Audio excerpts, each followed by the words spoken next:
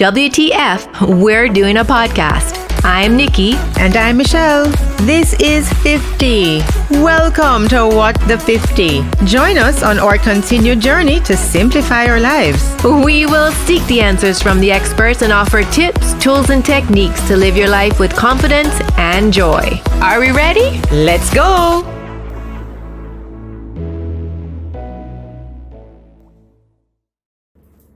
Hi, Mish. Hi, Niki. So we feel kind of stupid, I have to say, because we're trying to look at the camera. I like camera. where you're talking for me. I like where you're talking for me.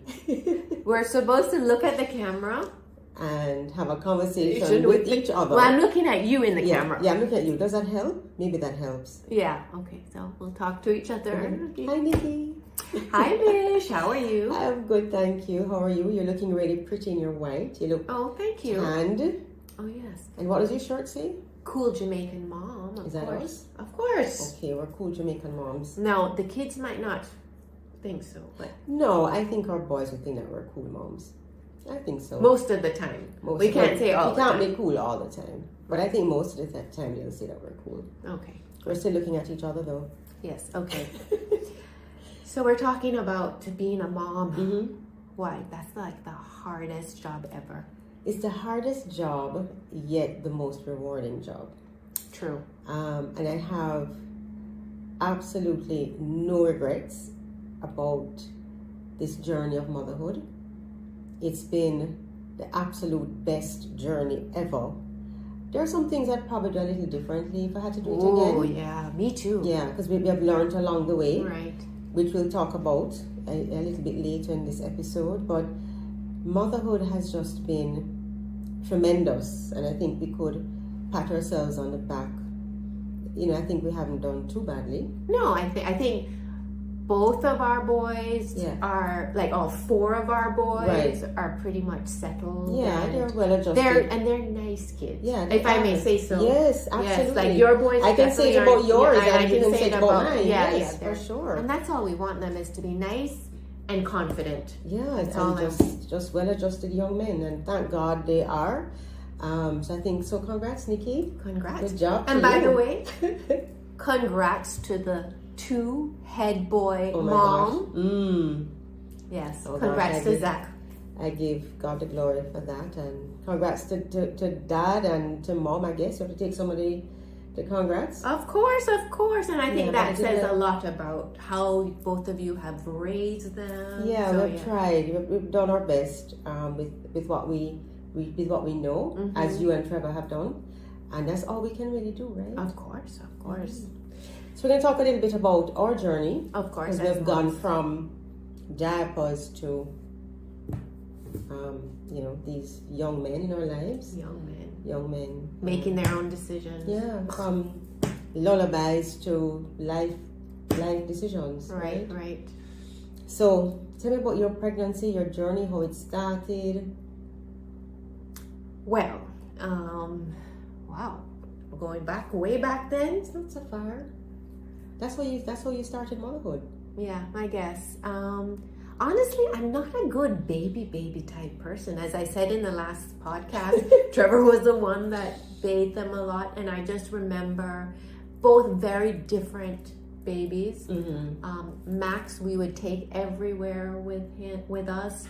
He would sleep everywhere. You put him down, he'd sleep, whatever. And he was young when we were in Canada, so that definitely was a blessing in disguise. Look at the camera. I know. I keep forgetting. And but Kaylin was a completely different child. Right. He was like active and had to sleep in his own bed.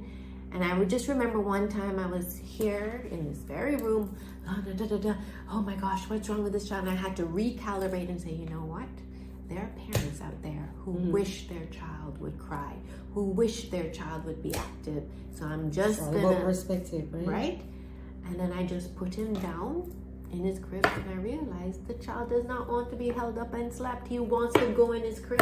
And he was fine. And he was fine. And so were you. And so was I. Yeah. So ever since then, he wasn't a child that we would take to restaurants as such. We would leave home at night and stuff. But So here's a good thing. From very early you saw the different personalities Yes, for sure. of both boys, and so you're able to navigate accordingly. Of course. So for me, my pregnancies were good. Nice. I'm grateful for that, and they're very Oh yeah, my pregnancies were good too. yeah, they were very similar, and of course having both boys, I was brand new when I had JP. I was brand new to motherhood, meaning I didn't have little cousins or friends, children. I was just never into this baby thing and changing diapers. So when I had JP, it was all new, and I had to learn along the way. So yes, we had our two boys 8 years apart, but I kind of want to think that the personalities were kind of similar. It wasn't difficult at all. I mean, they both had their griping and all of that, and I hugged them and walk around the house all night. But it was very, very similar. Both of them are quite similar. I'm still looking at you. I know. Both of them were very similar early years. I started to see the changes in the differences rather in their personalities as they got older. So, but it was always interesting to see the milestones and what they were achieving, and it was just a really exciting time. And as I tell people, you begin to love your children. You cannot imagine how much you love your children because it increases day by day, literally. And you know, I was reluctant to have a second child because I was like, there's no way that I can love another child as much as I love this one child. Yes, yes. And of course, there's more than enough of that to go around. Enough. Yeah. But that love increases like every single time you look at them, you just love them a little bit more. Right. And you never realize just how deep that love can be until you become a mother. Right. And that's going back to our point last time. That's why it's so easy to divert that love and attention from your husband to your children. Because that's a love that is deeper. It's unimaginable. You can't tell me to love them this percent. It just doesn't happen like that. For sure. Yeah. So, and then they went on from the baby stage, nursery, prep school. You always talk about prep school and creating at that age, creating the friendship, the bond. Yeah. How was it for you at that time? You mean as a parent? As a parent, yeah, because I know you are very intentional with creating the play dates and so on. I was, and I wasn't. I think I could have been a little bit more, truthfully, but I tried. But yeah, I don't know. Like prep school, unfortunately, I don't know that I loved the prep school era times. Like prep school came with a lot of stress and heartache for me. Like I just felt that I wasn't settled in my own self enough to be able to say, this is what we're going to do as a family and as a mother. I remember that at the time in prep school, for instance, Max was, everyone was doing this reading program. I don't know if you know. So of course I had to be like, oh my gosh, Max has to do this reading program. So of course I put him in. And that was how I kind of evolved. Like everyone else was doing it, so I thought I had to do it. Until one day Trevor actually said to me, Niki, do not be ridiculous. Look at your child, and this is what we're going to do for our child, you know? And that's a good point that he made, because you and I have come to the conclusion that what works for one family will not necessarily work for another. Right. But the good thing though is when we can exchange our thoughts and we can say, okay, Niki did it and it worked for her. Maybe I can try it, but we have to give ourselves grace if it doesn't work. Of course. But sometimes it just doesn't work. I know. But for me, prep school was interesting because, and having them 8 years apart was kind of good in a way, because I learned lessons from JP that I applied to Zach. Okay. JP was also very, very helpful with Zach. So having two children wasn't very stressful, because by the time I had Zach, JP was 8. Right. But the prep school years were fun for me because I was seeing JP come into his own, and he started his photography, he started football, he was swimming, he was doing all these sort of things, and I thought, here's his personality just forming. Right. And then Zach came along and he was doing the same thing, he was doing karting and karate and blah blah blah, and again his own little personality was forming in it, and they were both getting their friends along the way. from the different activities that they did. So I found prep school to be very interesting. But of course, by the time they got to high school, I was not as involved in the day-to-day decision making. But one of the things I tried to do during prep school, these are the years that, as you said, they can be stressful. I tried to help them to understand. Truthfully, all the years are stressful. Some more than others. But I tried to help them to discern things like friendships. Right. Some persons some of the students that they would interact with were not necessarily going to be their long-term friends. And that happens. Right. Sometimes they move away, blah, blah, blah, they form new friends. And that, I think, that whole emotional topsy-turvy for them. It is an emotional topsy-turvy but when they don't get invited to a party. Exactly. Or something. So it's hard, and you have to be there to say, well, you have to find a way to soften the blow. Right. While not feeling hurt yourself. Yes, because we can take it personally. Of Why is course. it that my child Exactly. has not been invited to that party? Exactly. So there's a lot that we have to do during that time, and trying to keep our fingers on the pulse and ensuring that our children are emotionally balanced while working on the schoolwork and the other activities and so on. So a lot happens during those years, and of course, let's not forget, there is no blueprint. No. Definitely no blueprint. So what worked for you might not work for me, and vice versa, right? Yeah, a lot of times we just don't know. Right, and we're just going by the... Yeah, we wing it sometimes. Right. Yeah. For sure. And then we have... High school. Yeah. That's another emotional roller coaster, because then you start getting into girlfriends, the whole adolescence, heartbreak, and then they may not talk to us as much, they may not share as much. Well, I did listen to a podcast the other day, and it said that you really only have your children's full attention for the first 10 years of their life. Because after they're 10, they start getting influenced by their friends, by girlfriends or boyfriends, and so you kind of lose. So 1 second, and let's not forget the influence of social media. Exactly. That's a scary influence for me, though. Yeah.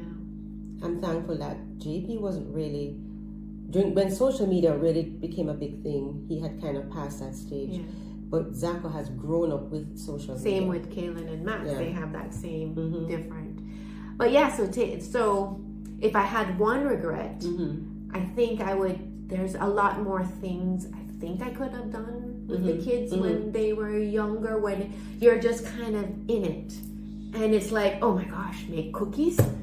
We're going to make cookies now? So my regret is just that as well. Yeah.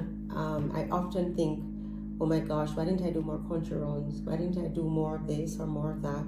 But it's just now that I'm looking back, that I'm saying I could have taken a Sunday to do, take a drive to the river and just sit there and have jerk chicken on the riverbank, or teach them to do whatever. Right.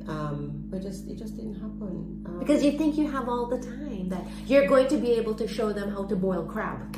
And before you know it, the time has gone. Exactly. Not that I know how to boil crab. No, but I mean, you could have tried, right? Well, we actually did it in COVID, because that was a big thing in my family, having crab boils. Really? And you put down the newspaper. So I really wanted them to have that experience. So, yeah. My dad used to do it, but I never learned how to do it. And I don't know why. Dad did it. And Dad was not for cooking anyways. I don't even remember why Dad was boiling crab, but anyway. I love it. But, it's, and as you mentioned, during COVID, that was a huge... I think we needed COVID now that we look back at it, right? Because guess what? It forced us to use the time wisely. Before, we were busy, everybody's busy doing their own thing. And during COVID, we had no choice but to get quiet. Right. And then we opted to be intentional with that time. Right. So the boys and Chris would exercise together, which we hadn't really done before. We opted to go to villas, because at that time, the villas were half price, blah, blah, blah. And we really jumped on that opportunity to go to these places that we wouldn't have necessarily gone before, because we didn't have the time. Right. And we got an extra year with Max because of COVID. That is... And at a different level too. The boys really learned to cook during COVID, because we would each take a day to cook. I hated my day, but... but yeah. And then now we're here with them Young as adults. big adults, right? Are they young adults? Or yeah, they're young adults. They're young adults. Yeah. Yeah. But with all the challenges and the joys and the laughter, the tears, and as we keep repeating that every household is different, every family is different, I know you have some tips. Though. Yes. So these are tips that worked for your family. For my family Right. and my boys. Is for all throughout, set the expectations for your children. Like Absolutely. explain to them what you expect from them, what's going to happen if you're traveling. Explain the route to them and why you have to, why the plane is going to be 8 hours and why you're taking snacks. Set the expectation so they understand what's happening. And I'll give you a really quick example with that. I never had a terrible twos with my boys. And one of the things that I always try to do, just something really simple. We're going to a store and I'll say to them, I did it two different ways. Either I would hand them cash and say, this is the money you have to spend. Nothing more. Or I'd say, you're allowed to buy one thing. Yes. So choose that, whatever that one thing is, And that's you a choose good that one thing. Yes. So there was never no rolling on the floor and bawling at the cashier. No. We did the same thing too. They were just allowed one thing. Like, and well- they listened. They never said, why can't I get two? One thing, okay, Mom, and they were good with it. Right. We gave money, like when we traveled, you had whatever, $50. So sometimes it works against you because you walk into all the different stores to see how far the $50 can spread. But, it is. But that is it, setting the expectation. And that setting that expectation or expectations from so early, it stays with them. Right. Because they're always going to be thinking, how should I do this? To this day, when we just went on that last trip, we gave them each a set amount of money, and they just...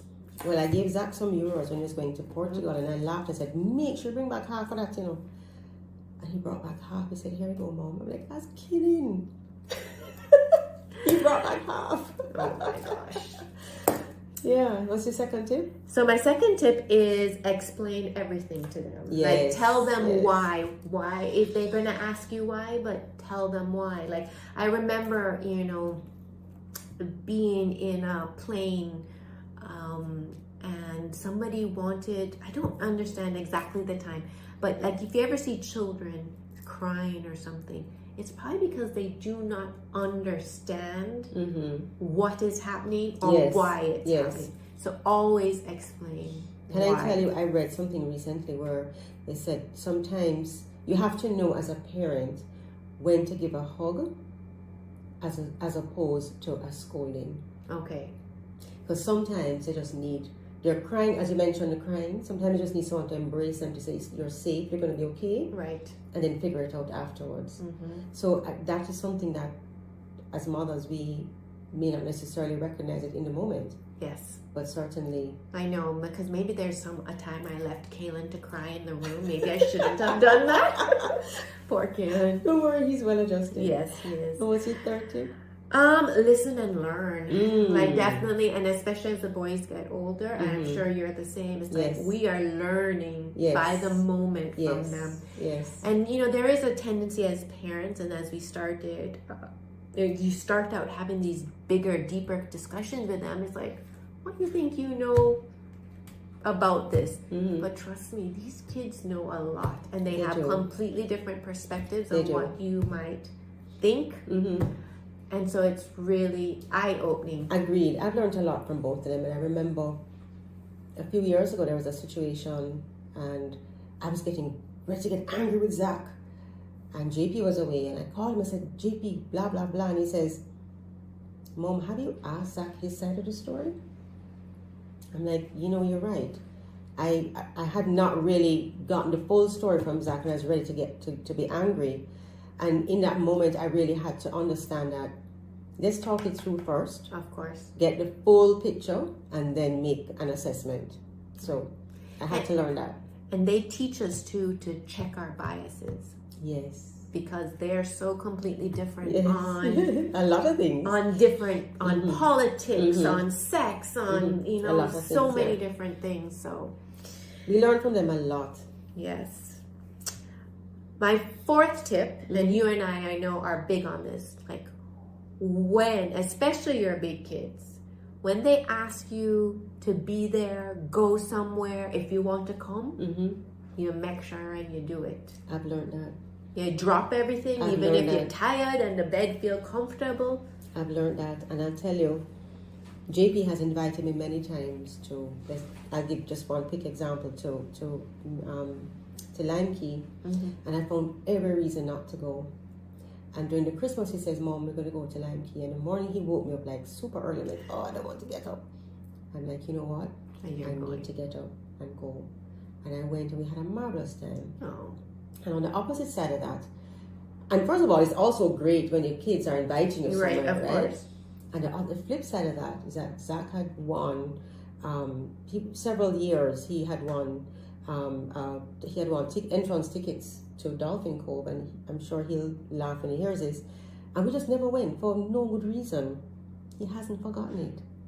And this is how many years later, he never forgot that he won these tickets, I think 3 consecutive years. And no, you never And we went. just never went, and we had no good reason for not going. Yeah, So- that's for sure. Yeah, I know, because when we were just in Singapore, I remember Max said to Trevor and I, "You guys coming to the botanical gardens?" And Trevor and I are like, And I said, "Trevor, no, let's go." And he's like, yes. "Yeah, we're gonna go." And And we're you enjoyed it, right? Yeah, it was like so nice Yeah. to spend that time. Mm-hmm. And also too for games, awards, all those school things. Make sure you show up, because Oh, that was the kids look from Jump Street for me. That was really important. yes. Really, really important. And I can't lie, in the latter years of like going to high school, I was like, okay, maybe I don't need to go to this assembly. I almost forgot the name of it. But you know that towards the end, It's not that Kaylen's long. like, I know, Kaylen's like, "You're not coming, mommy?" So you know. And mine is the opposite, because Zach is like, "Mom, you don't have to come." Yeah. Zach, no, Mom, you don't have to come. And I want to be there at all of them. Yeah, but you can still go. Yeah, sneaking at the back sometimes. Yeah, for sure. And my fifth one is, after all that they've gone through, and how you have parented them, you have to at some point trust their judgment. Yes. Because their judgment that you're not trusting or trusting is your judgment. Because kids pick up from their parents. Absolutely, yes. We are their role models. Yes. Sometimes you'll see them acting. It's like, oh my gosh. Mini This me. is where you Mini got me. it from. So we have to trust their judgment. When they bring somebody home and it's like, all I can say is trust their judgment. If they see something in them, that person. And you know why we can trust their judgment with all confidence? Because we laid the foundation. Yeah. We laid that foundation. So we have to allow them now to make those decisions, because we have given them the tools. So let me tell you a story. So as you know, Kaylen had just finishing off the first year of university. So he's looking for a house now. And we really preferred that he had stayed on campus, but it's taken a long time. So he says, we're going to move into a place with 6 or 7 people. Trevor and I said, 6 or 7 people? With all people that we don't know. It's like, oh, Kaylen, we're not so comfortable with this. But we did say, well, we trust your judgment. And so anyhow, they've been working through it, and an email came from one of the girls, and it was very like, this is what we're doing, and da-da-da-da-da, and Trevor and I like, okay, clearly, they have it in control. Yes. And you know that Kaylen came back and said to us, thank you for telling us that you trust my judgment, because that really made me feel good. Yeah, that boosted his confidence, I'm sure. Yeah, that's awesome. That took a lot. I'm sure, for you and Trevor to say, let's release it, allow him to make that decision. Right.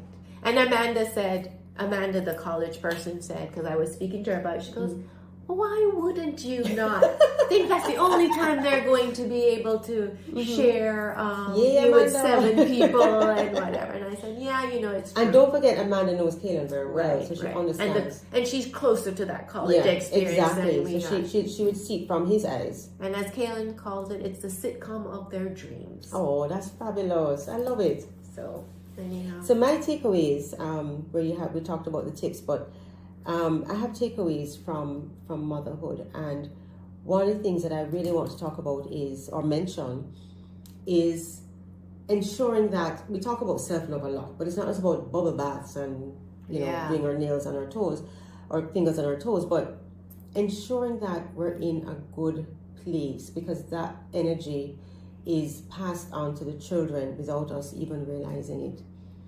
And I think I lost a few years when my sister died, and I felt like I just wanted to be under this comforter.